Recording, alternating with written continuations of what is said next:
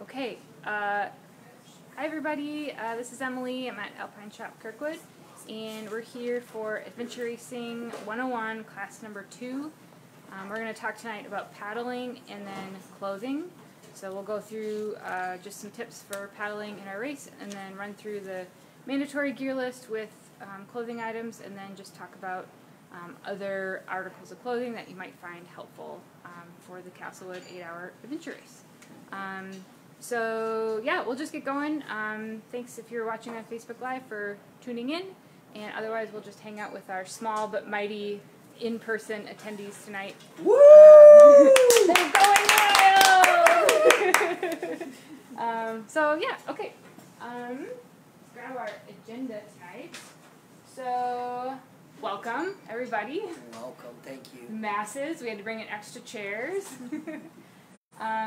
Okay, so let's see. You were here last week. Were you here last week too? Okay. Then we have one newcomer. Yes. You're all doing the race. So you're both of yours first adventure race. Yes. And then you've done it before, right? This one, Yeah. Okay. Cool. So I'll just briefly introduce myself. I'm Emily, race director. This is Earl, race director. This is Tess, the trail dog. She comes with us scouting, but she doesn't tell secrets about what the course is, so don't even try.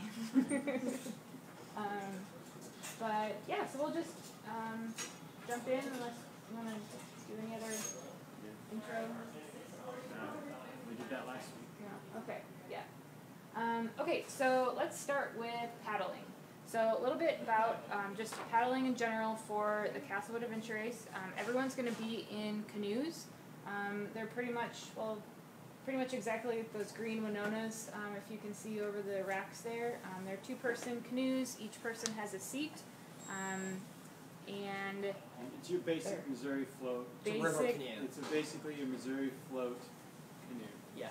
we get them from Bass River Resort every year. They drive up 150 canoes for us, so it's awesome. They're pre-scratched, so we don't have to worry about putting in for scratches in them. So that's good. Yeah. And so we provide every 2 people with 1 canoe. So 2-person teams get 1 boat, and 4-person teams get 2 boats. Then everyone gets a canoe paddle, just a single blade, regular, again, your classic Missouri float trip paddle, and then a PFD as well. So just as I'm sure you're all familiar with, standard rules when you're involving boats and races, you have to wear your PFD at all times when you're on the water. So it's a good idea to just put it on, fasten all the buckles. In the past, we've had some very exuberant volunteers checking for PFDs before you get on the water, so they're just really excited that we want to make sure everyone's got them on, so just look out for them this year. So that's kind of what we'll have. In general, the paddling, I mean, I'm not going to confirm or deny any course locations, but every year of the Castlewood 8-hour adventure race, we've paddled on the Merrimack River, so just that's the history. The paddle is between... Goes in the park. Yeah. Yeah, right. The paddle is between 5 and 10 miles long, and we try to minimize any upstream or against the current paddling. So there might be a little bit if we think it's worth your time to see something really cool or to get someplace really cool, but in general that's going to be minimized just because we got to get a lot of people from point A to point B safely. We don't want to have mass chaos out on the river. So that's a little bit just about logistics-wise. In general, in the past, there's been 1 paddle, but some years that has been broken up into sections. So you could paddle from A to B, maybe get some checkpoints along the way. So that will require you to pay attention to the river and know where you are, so that you know where to stop and punch a checkpoint.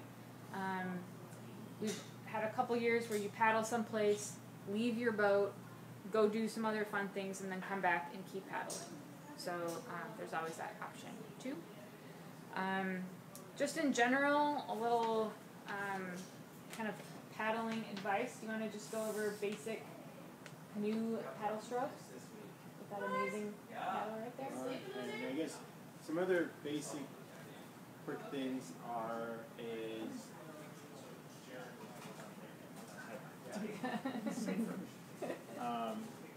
it's easier for me to stay in. So a couple things is that normally when everybody approaches the paddle put in, it can be somewhat chaotic because you have a lot to do. Whether you come in by foot, or we start with a paddle, or you come in by bike, all of a sudden your team needs to find PFDs, paddles, and a boat, carry it down to the water, and then figure out how you're all going to get in the boat and get going down the river. So the biggest thing is to remember to breathe, relax, and make sure that when you get in the boat, you have your PFD fastened and buckled, and everybody has a paddle, and you're facing the correct direction. We have seen people get in boats, and then all of a sudden they take off and they're facing each other, or they're back to back. That's entertaining, but it does happen. We encourage that just for photographic purposes, just but so good photos. Or we don't have one paddle, or shorter paddle, or all of a sudden there's 3 paddles in the boat because everybody grabbed them. We had more than we needed, but it's not really fair either because then all of a sudden another team might not get a paddle. So we need to be respectful of those things. And then once you're putting the boat in the water, put one person in, push it out, and then, best not to be standing up in boats. That's when most people tip. I haven't had many tip. But if you can get the boat in the water going down the river, your odds of tipping are a lot less than when we're just trying to put in. And then just kind of be vigilant of, let's just say we're going to be using a boat landing hypothetically. Be vigilant, just say, okay, well the middle's full, there might be some shoreline on one side or the other. Just go there, just kind of survey the situation. Survey the situation. If there's an open piece of land that's not a boat ramp proper, it's still fair game. So don't feel like everybody has to cram in one bottleneck of the concrete boat ramp. Or same way coming out. Like, there's a better way to get in the water, go for it. And the same thing with the takeout. And a lot depends on how much flow we have in the river because that can change so much between.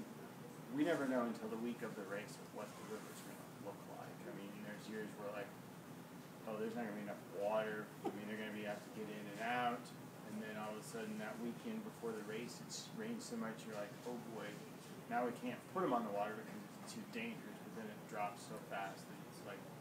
So we've been truly blessed to just have enough water workable for our paddles. So, but just the flow around the boat landings is kind of tricky sometimes, and you get some funny swirls or something. But there's always a safe spot just before, just after if you do miss. So just kind of pay attention, and then watch what other teams are doing too. Especially if they tip over, don't do what they did. But if you see people exiting the water, it looks like a safe place to go.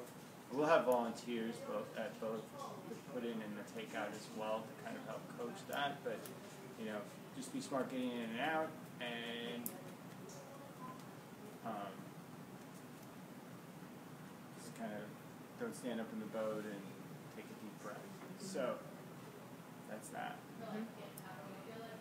So getting in the boat. Who sits in front and who sits in back? Anybody in the audience know the answer to that? Where do you steer a canoe from? The front or the back? The back. Front. That's why I'm not back. So that's a thing that you're going to want to talk about. The night before is. Who's paddled before? Who hasn't paddled before? Maybe even before the night before the race. Or like, So you can have that conversation with your teammates. right now would be a really good time to be having that conversation with your teammates so that you And can get actually, a little you practice. can probably go practice Yeah. that. Before it's like 32 degrees and The water's cold. Right, Yeah. so, I mean, air temperature's still nice, so it's like, work on those things, if you know, talk those things over as a team to, you know, hopefully at least somebody knows, has somewhat. I mean, we're in Missouri. Like, everyone's been on a float trip. Just, it's a float trip, but just a little faster. Is basically The what float we're trip that doing. you're actually paddling on. And there's Right. no alcohol. Right, there's no alcohol, and the nice thing about most parts of the Merrimack is if something does go wrong, the water is fairly shallow, maybe not like right where you are, but within a very short period of time, your feet are going to be touching the ground. So it's just maintaining that, and then if the boat does go over, you want to get it to shore, get everything sorted, get the water out, and then your clothes are probably going to be potentially wet. So you don't want to get as much water out of those wrung out as you possibly can. You might get down to seeing some skin, but you're going to dry out so much faster if you take them off, wring them out, and put them back on. As we get into clothing, we'll talk more about that, but most of the synthetics now, if you can get most of the water out and get moving again, you're going to warm back up pretty fast. So that's that. So front person acts like the little motor, doesn't stop paddling, switches sides as the back person either commands or suggests or whatever your coaches, whatever your situation is in your boat. And then the rear person in your canoe is going to be actually responsible for directing that boat around any obstacles. How to paddle? How do I use that thing? So best is top here, and then here, and then it's hard to do this, You can do it. but you're going to want to start out in front of you, you're going to pull back, and you're going to use you want to use your core muscles as much as you can, otherwise your core is so much stronger than just your arms, and you know, it's hard to focus on that, but that's, you know, you're just going to want to reach in front, pull back. If you got that paddle in a race, would you be happy with it?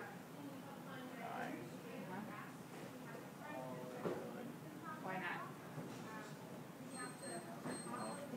It's a little tall. It's a little tall. It's a little tall. What would you be happier with a race paddle? It's a little bit, so a little bit shorter. So, but at most races, for this race, you're going to have one. This would be probably the long paddle, and then they'll have a little bit shorter one. You know, but you just kind of get what you get.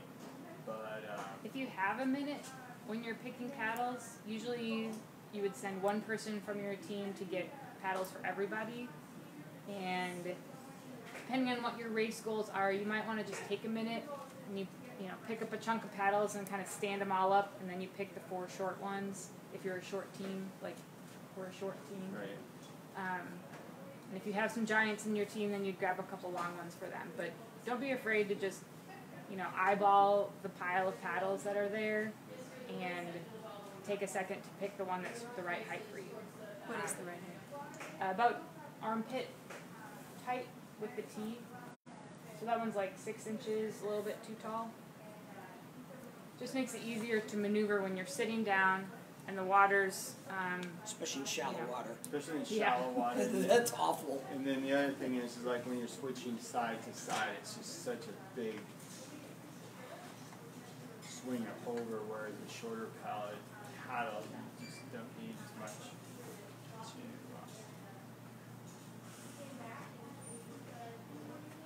get around the boat. Okay, so we talked about what if you're getting into the boat and your front person happens to be a lot heavier than your rear person. Is that a great combination, like maybe it's more hydrodynamic, that your nose of the boat is pointing downward in the water as you go through. Seems wrong. Seems wrong, yeah. But the boat will plow is what's so it's gonna just force more water, and so It would be easier to get off of land, but that's about the only time that's it would about be the only good. time. Right. Yeah, so if you're in a boat and it just works out that the person who's the most comfortable steering the canoe is the lightest person on your team. So they're in the back, and your heavier person is in the front, and your boat's kind of uneven, plowing downward. That's not a great situation. You can help it a little bit by taking your packs and sliding them into the back of the boat to help even out that weight. But in general, you kind of want to match up the two people in each boat, more or less similar weights if it's possible, and use your packs to kind of trim that boat so it's as level as possible. Because if it's plowing, you're just going to spend a ton of energy moving the front of the boat through the water. And if you're opposite, if all the weight's in the back, then you're just going to be really unstable as far as steering goes. So you just want to level out your canoe as best you can. Like, it's not going to be perfect, it never is, but try. Steering, what to look for? Here's another job of the front person. I can say this because I'm normally a front person. Is the back person can't really see as well as the front person what's coming up on the river. So when we're paddling together, we use a clock system. It's self-explanatory. I'll say there's a stump at 1 o'clock, or man, there's a huge tree with a ton of branches all around it, a strainer at 10 o'clock. So just for Earl, so he knows where to look at least. And obviously, like, you want to give your paddling partner as much warning as possible. And what I try to do is give positive direction. So if there's something over here on the left, I want to say go right versus don't go left. It's just easier to follow something that's positive and instructing to what you're doing instead of something what you're not supposed to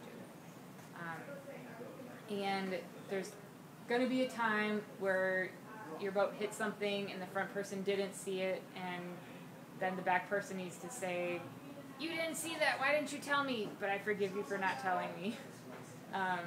Just because it happens, like the front people miss stuff. But just do your best to point out all the obstacles on the river just so you can get through pretty cleanly. And that's another time to really watch teams ahead of you if you're fortunate enough to be in that part of the race where you can see teams in front of you.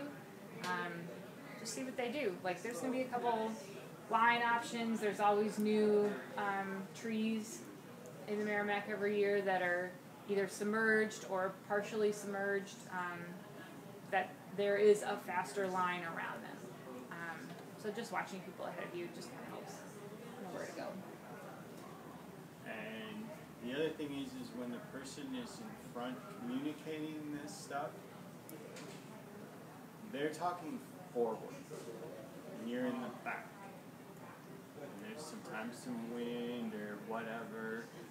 You need to speak up and enunciate when you're in the front. Or half turn your head. Half turn your head.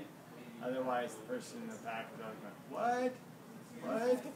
And then a lot of times stuff comes up pretty fast sometimes, and all of a sudden that second what might have been too late. Whereas if you would have heard it the first time, you would have been able to steer one way or another. So just something to remember is just to speak up and enunciate so that can be heard. Okay, so let's see, we talked about evenly weighting the boat. We talked about using your whole core, your whole upper body, as much as possible to put power into your paddle stroke so that, my puny little arms aren't like tired out if I can recruit other muscles in my upper body as possible. If there happens to be a time where you hit a submerged item, a rock, a log, something, the natural instinct is going to be to grab the boat and maybe drop your paddle. It's just a natural human thing. Like, I'm scared, I'm going to grab on something that's solid. That's probably the worst thing that you could do if your boat's becoming unstable. Because number one, you have a high chance of dropping your paddle and losing your piece of equipment to get you out of this problem. And then number two, when you grab the boat, you're just going to create more instability by clutching, and it just doesn't help. You don't have any way to help yourself if you're grabbing onto the boat and sitting there and being scared versus trying to proactively get yourself out of that situation. So if you hit something, you just need to have a really strong thought that says, keep paddling.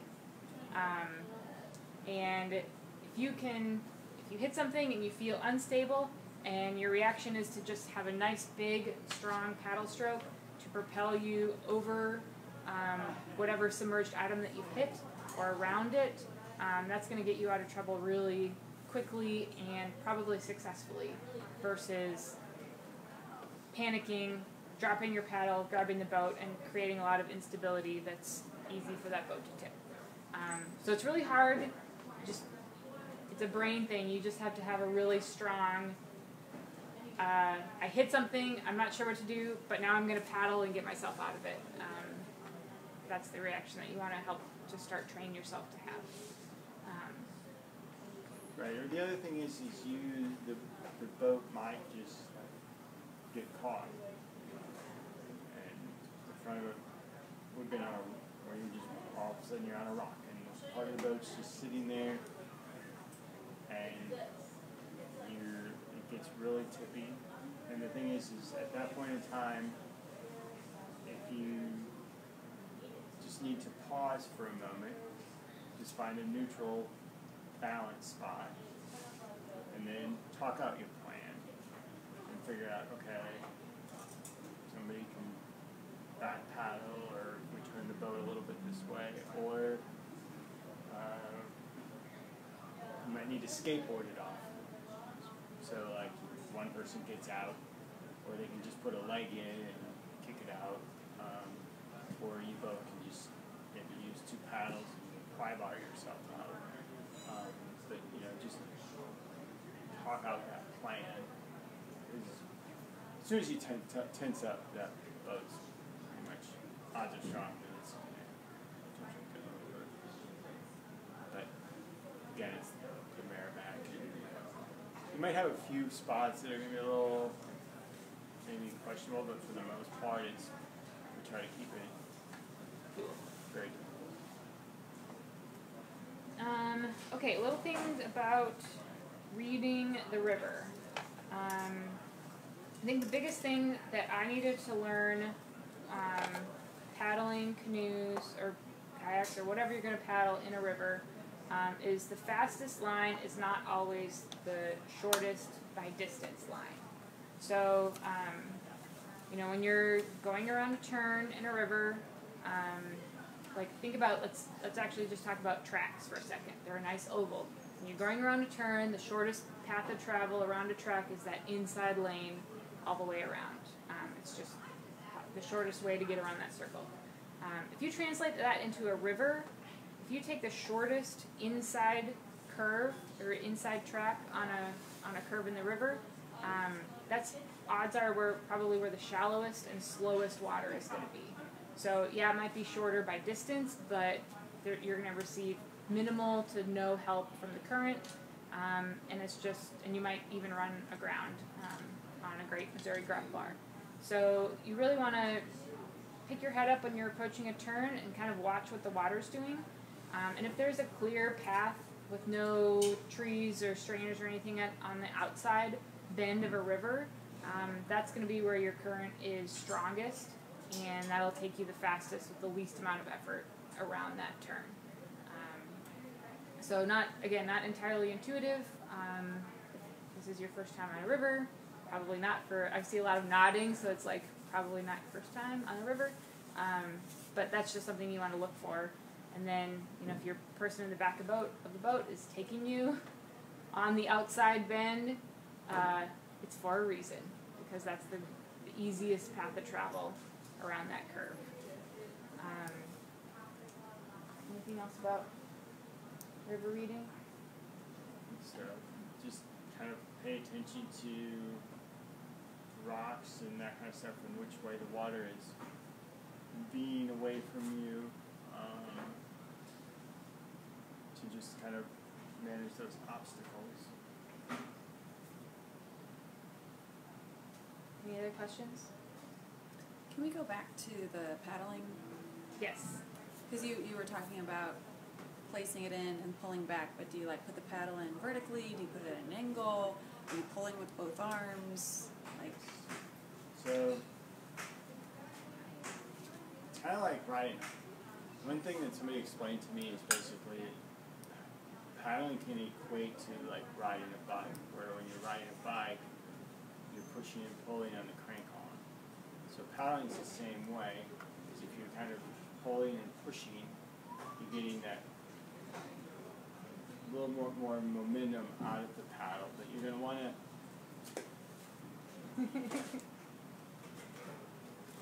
let's say we're sitting in the boat. I don't know, super long now, but you're going to want to start up about where your knees are, about where your knees are, and then just right about here is where you're going to want to. It's very hard to explain like this, but You can do it. you want to exit. You're going to exit right about here. At your hip. At your hip is where you're going to have the paddle exit, and then you're going to come around and you want to like twist it or whatever, so you're not like when you're coming back around to the front. If you're putting your paddle in the water as you're coming forward, you're basically working against yourself. So you're going to come back and then like so. And then when it comes time to switch sides. How do you know when it's time to switch sides? Well, when you're When the steering, person in the back gets tired. so that's something that you can, where everybody does a little bit differently. Whereas in the back, I'm normally in the back, and I'm always switching up and just kind of doing what I need to do to manage the boat. And then the person in the front, whatever's comfortable, like every 5 strokes or whatever is, that. But you don't want to paddle like forever on one side and then gas yourself out. So you just kind of like, whatever you guys want to do, but switching up more frequently, every 5 to 10. And then sometimes if the person in the back needs a little bit of extra help steering the boat, you just call out, hey, I need 3 strokes on the right or 3 strokes on the left to just kind of help get the boat turned. Can be somewhat helpful as well. And then there's probably a million YouTube videos out there on paddling. I don't know if you've got any links that you've shared in the past, but the best thing is just get out and go paddle. The closer to vertical you are, without being completely vertical, the much better you're going to get at propelling the boat forward. Right. So you don't want the paddle at an angle like this, right? You want it back. You want the blade to basically run basically at a perpendicular angle to the boat. So if this was the edge of the boat, you'd want it like this, not like that. You just want it as close to the side of the boat as you can.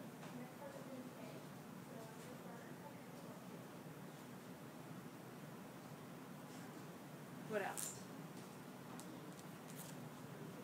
how about really quick Yeah. steering?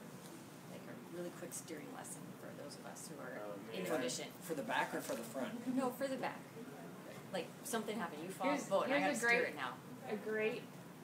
This is my only 2 cents about steering from the front. Don't try it unless you know what you're doing. Because inevitably, we're all guilty. If you try to start steering from the front, number 1, it's really hard. And number 2, you're probably interfering with something that your rear paddler has set in motion and is working on. And it's basically like your paddles start fighting with each other. Yeah. Don't want to do that. Been there, done it many times where it's like, you know, you're like, oh, I think I'll help out the person in front, and unwillingly, all you're doing is working against them. If you talk it out, that's fine. And the other thing is like, all of a sudden, the person in the back is fighting the boat. Sometimes you get a goofy crosswind or something like that. You need to talk those things out, but what was I going to say? Or the other thing is sometimes if a boat's, like you're fighting a boat and it's leaning on you, look in front of you and see if the person's sitting in the center of the seat.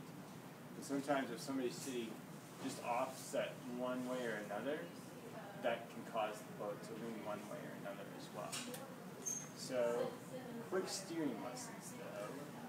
So I have a friend that's watching on Facebook Live, and they said they can't see your demonstrations. They can't.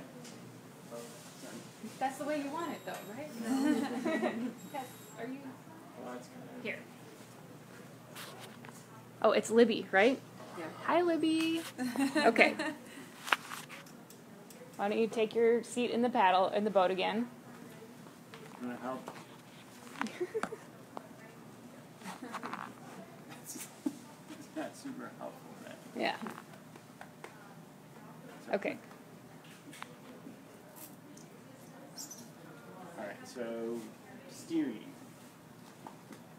This is something I do, but it's hard for me to explain. But let's just say that you want the boat to go left. I would paddle on the right-hand side, and that's going to turn it that way. Or, thank you. So, and then it's just, you know, and sometimes it might take 3 or 4 strokes to get it to turn. And sometimes it's just a couple of real, just quick, short turns, paddle strokes, and then it's going to turn for you to get you straight again. There's certain places where you're always trying to correct one way or another, especially on lakes with winds and that kind of stuff. Or if you just have that funny crosswind, you just might be fighting it. But for the Merrimack, for the most part, it's just a couple quick strokes, one way or another, are a little extra hard to get around that corner, to get past the rock or whatever, and just kind of try not to overthink it. And then if you paddle on the wrong side and all of a sudden the boat goes the direction you want it, you just go to the other side. Mm-hmm. That's it. Well, you can also use your paddle as a rudder. Right.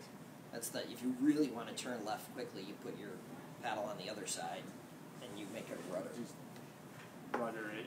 That's not always. You do lose speed when you do that sometimes, but it's kind of like, you know, and then there's like a J stroke. I'm not super proficient on that, but you know, there's several different strokes that also help too. Or if you like paddle towards the, just kind of bring water towards the boat, that helps steer it too. So I can do a lot of these things, but I can't teach it very much. Can you, just for recording purposes, can you just do a quick, like, basic forward paddle stroke, just because we missed it before? I have a rock next to me. Oh, okay, yes. This is our rock in the river. It's like, Okay. okay, go ahead. So we're going to go up, and then this would be the side of the boat. We're just going to pull back to about your hips, exit the water, around, and back. Cool. Right? Thank you, Libby, for asking us to do that, because I want to make sure everyone can see what they need to see.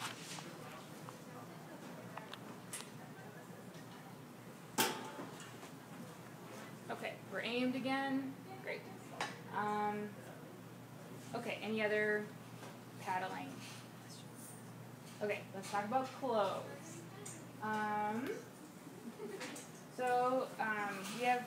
We talked about gear lists last week. If anyone needs a coupon this week, if you need another one, we have more. So we'll just go through the clothing items. Just because when I did I feel like I say this a lot, but Tesla Data was my first adventure race in 2009.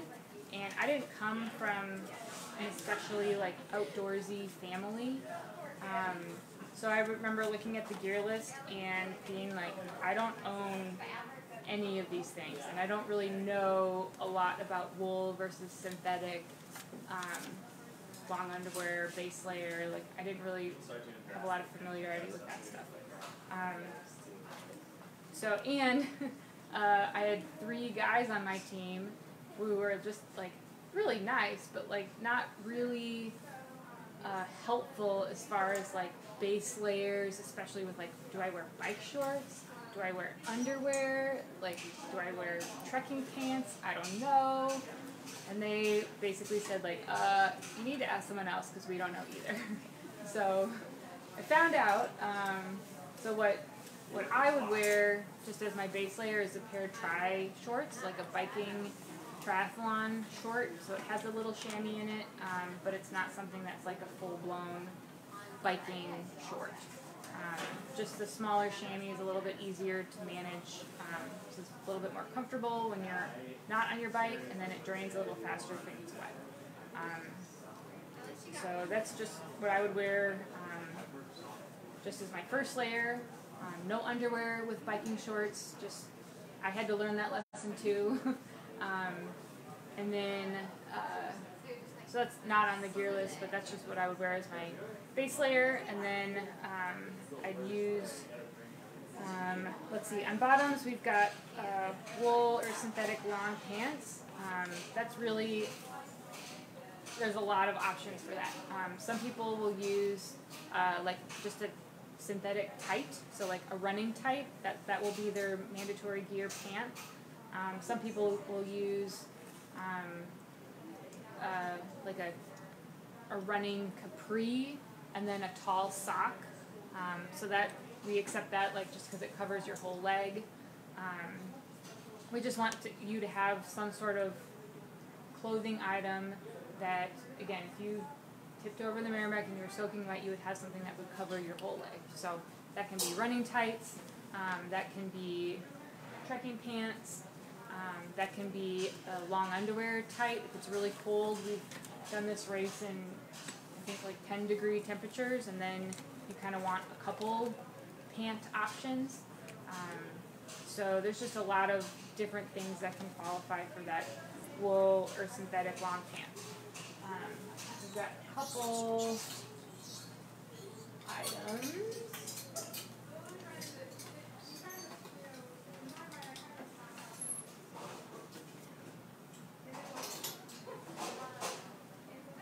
Okay, so see, these are just like a synthetic hiking pant, ripstop, a little stretchy. They have an added bonus of not being subject to a lot of burrs. So if you're out in the woods and you run through a whole thorn bush, this is not really going to take any of those with you to pick off later. So this would be a great outer layer over any, tri shorts, long underwear bottoms that you're wearing. And then either Icebreaker, or this is a new brand for us, AR101. These would be an example of, in Icebreaker's case, wool. I think Kari has a wool synthetic blend, but these are just a long underwear bottom that would also qualify as your mandatory gear bottom. Those on. And these are, they're kind of expensive. We also have, this is actually a new brand. I'm not making this a commercial, I'm just giving you options, so just stop it if it seems like too much of a commercial. But this is a new brand for Alpine Shop this year, Terramar. They're just as nice, synthetic bottom, and they're not as expensive. So they're kind of right by our changing rooms. We've got a Terramar and then a couple other brands that'll work for that bottom requirement too. So just wanted to say hello to Terramar because they're. Okay, let's talk about tops. We have on the mandatory gear list a wool or base layer, or a wool or synthetic base layer top. That would be something like, again, Icebreaker with the merino wool, AR101 with just a nice, lightweight, comfortable, next to skin base layer. these two are just the crew neck options. I also pulled this one from Icebreaker with the quarter zip. If it's cold out, and when I say cold, I mean like below 32 degrees, it's really nice to have this kind of venting option because it takes a long time. Like if this was your next to skin layer, it would take a long time if you start to overheat to take this off. Like you got to take potentially your jacket off, your pack off, take your top off, put a new top on, put everything back in your pack. Like it takes a while. But if they have a zipper, pass these on. You can regulate a lot of heat with just this quarter zip, or even if it's a full zip option. It's just really nice to adjust on the fly. So I really like when the start of cold races to have like warmth around my neck. So I would start the race, have this completely zipped up, and then 5 minutes later when we're sprinting through an O section or like paddling for our lives, then like this gets zipped down and like boom, I'm able to dump quite a bit of heat. I mean, I use this as the same thing. If anyone was out this morning, I work construction, so I was outside and I was like, okay, I walked around like this for a couple hours, and then as the day got nicer, I just like unzip it. Off you I go. work in an office building where the air conditioning is so cold I'm walking around with my stuff zipped up half the day. Yeah. Okay, so that's the wool or synthetic long sleeve base layer top. Terramar makes those two in a little less expensive option. Okay, so in addition to that base layer top, that next to skin top, we also want you to have an insulating layer. So that is a fleece. You'll see a lot of these come in the quarter zip options as well. So this is some sort like there's lots of options for fleece. You can have something like this is for North Face that has like the finished front face and then the nice like fleecy inside. That's the same with the R1 that I'm wearing. I think this was like I've taken this to races before when it's colder just because they're super nice, comfortable, pretty durable too. So the fleece option works. And then a couple years ago we had someone ask if they can bring like a synthetic down jacket as their insulating layer. That's great, like even better. These are probably about the same weight, honestly. These things are super light, they're nice and stretchy. So we just want everyone to have that base layer for their top that we talked about, and then another insulating layer. So could I wear this or no? Yes. Mm-hmm. Yep. Yeah. That's the thing is back in the early days of adventure racing, the fleece was mandatory here, and fleece was kind of like the lightest weight insulating layer that was available 10 years ago or more. But now, with all these synthetic materials, that jacket that you have there, this jacket here, they don't weigh anymore. They're almost less, they weigh less than what this is, and they have far more insulating capabilities than, fleece. A standard fleece. Yeah. But, there's a lot of nice lightweight fleeces out there too. It's just, and the other thing is, we're talking about all this amazing stuff, but it's like, if you have a pair of long johns at home right now, they work. They'll be fine. And if you have a fleece or a jacket like that, it's fine. Our biggest thing is that. Like I've raced with an Old Navy fleece. Like it doesn't have to be from an outdoor store. Even though we hope that you make that, you're going to purchase something, purchase it from us, but if you have something already, it doesn't have to be branded any special way. Well, and the thing is that you don't know if you're going to fall in love with the sport or not. But a lot of these things that we have on our gear list are things that people do have at home already, or you have to make a purchase for something, a rain jacket, or when you get to a rain jacket, or whatever it is, it's like, you go to places where it's raining other than just the Castle of adventure 8 Hour. So, to have a nice rain jacket or something $8. Okay, so we've got base layer top, fleece top, rain jacket, colors in the top. rain jacket and rain pants. So let's talk about rain jackets first. What we mean when we say rain jacket is something that's marketed as waterproof. We know it's like almost impossible to create a waterproof jacket unless it's like pure plastic and not breathable at all, but we want something that's waterproof, at least is claiming to be waterproof, not something that's water resistant. Like water resistant is not a rain jacket, so that's not going to meet our criteria. But what you'll look for is something that has taped seams.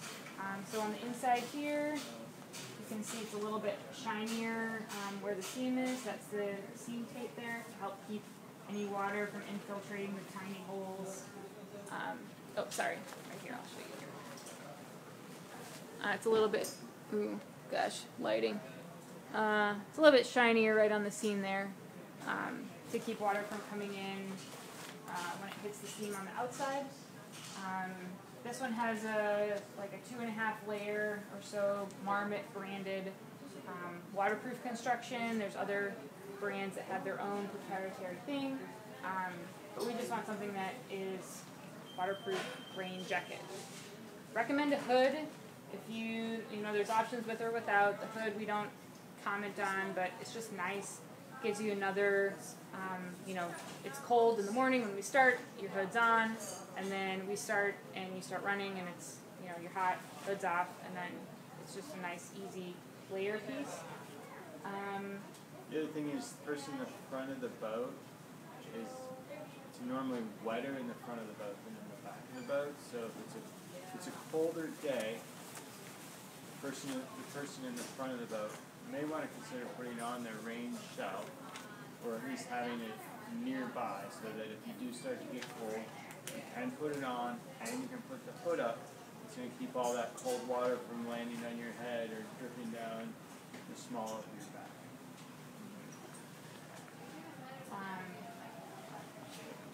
And then rain pants. This was something that I was a little unfamiliar with when I started as well. But we sell, these two jackets were Marmot precip jackets. They're $100 each. They're a great entry-level rain jacket that's just, it's going to last. It's great. We sell a ton of them. Marmot also makes the precip rain pant. So this is something that, it's going to keep you dry in the paddle, but it's most useful for temperature regulation.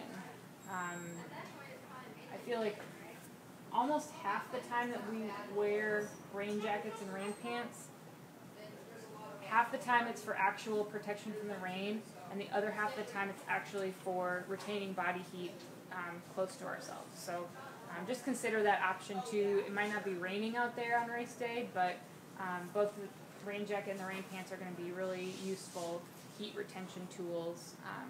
Even if it's 80 degrees on December 7th, you'll be carrying everything we're talking about. Yeah.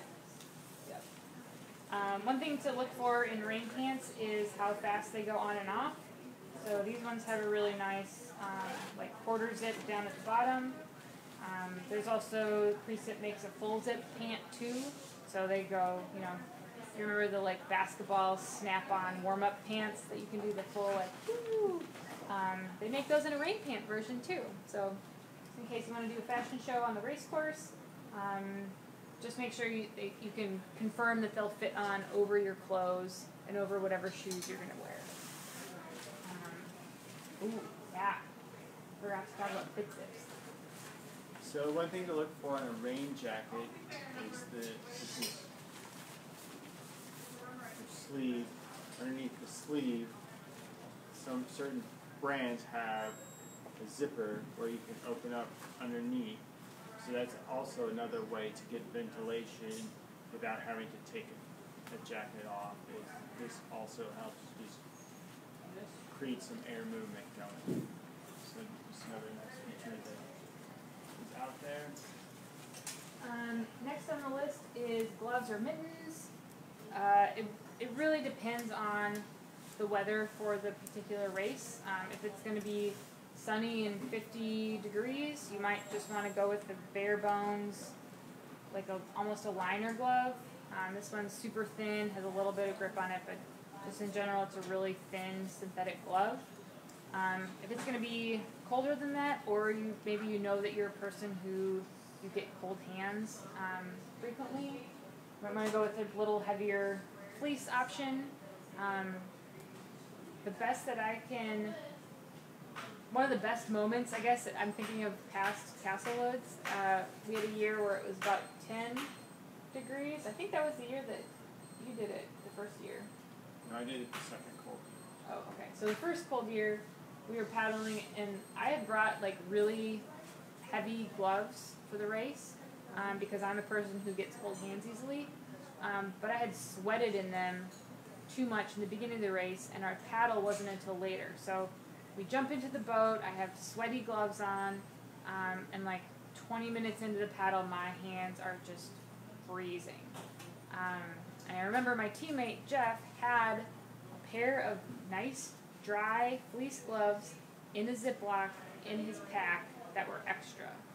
And so I got to wear those gloves in the paddle. So just consider, even though we have one pair of gloves or mittens on the gear list, maybe an extra pair in a Ziploc in your pack, they're not that heavy, might be like worth $1 million, with 2 miles left to go on the paddle. So just consider when you get the course on Friday night, kind of think about it in your head and think about, okay, will it be, would that maybe be a good idea to bring a pair of backup gloves for later on in the race, especially if you're someone who gets cold hands.